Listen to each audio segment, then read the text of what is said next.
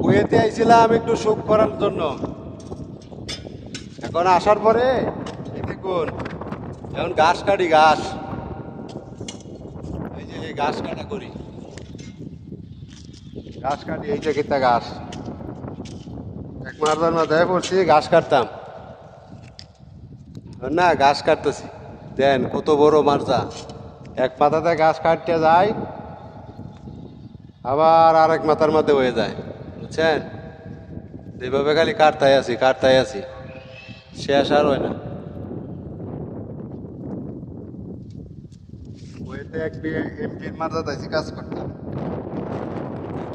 করতেছি খালি ঘাসই কাটতেছি।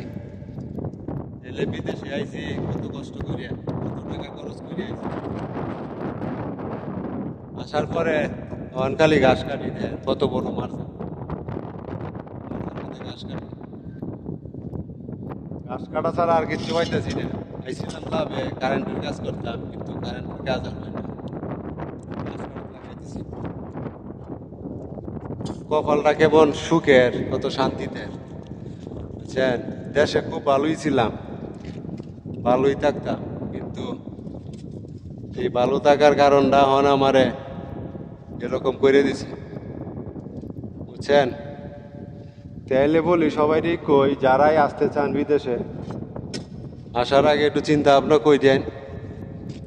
বাপের টাকা, নিজের টাকা, যেটাই বলেন, টাকা তো সব নিজেরই হয়, বাপেরটা তো নিজেরই। তাহলে আসবেন, বুঝে সুঝে আইসেন। দেখছেন এই যে কাজ করতেছি, যে অন্য শেষ হয় না, কবে যে শেষ হইব জানি না, খাবার দাবারও মিলে না, পাই না কিছুই। এই দেখছেন কত সুন্দর মারজা, অনেক বড়, এটার মধ্যে খেজুর গাছ লাগাইবো। ওই যে সাফ করতেছি, সবাই চলে গেছে আমারে বানাইতে। বাতাসে লেগে কথা বলতে পারতেছি না, জানি না কথা শুনতে পারতেছেন কিনা। তো বিদেশে বিদেশে যখন আসবেন, দালালের সাথে সবই চিন্তা ভাবনা করে ভালোভাবে আলাপ সালাপ করবেন। আলাপ সালাপ করার পরে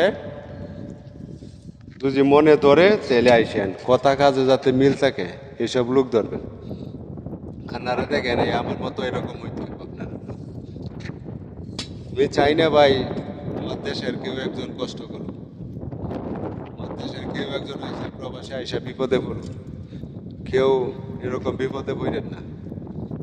দেখছেন আপনারা সবাই ঘুরে ঘুরে দেখাইতেছি আপনারা, দেখেন চিন্তা ভাবনা করেন না হইলে এই দেখেন এই রোদের মধ্যে, এত রোদের ভিতরে ঘাস কাটা কতটুক যে কষ্ট।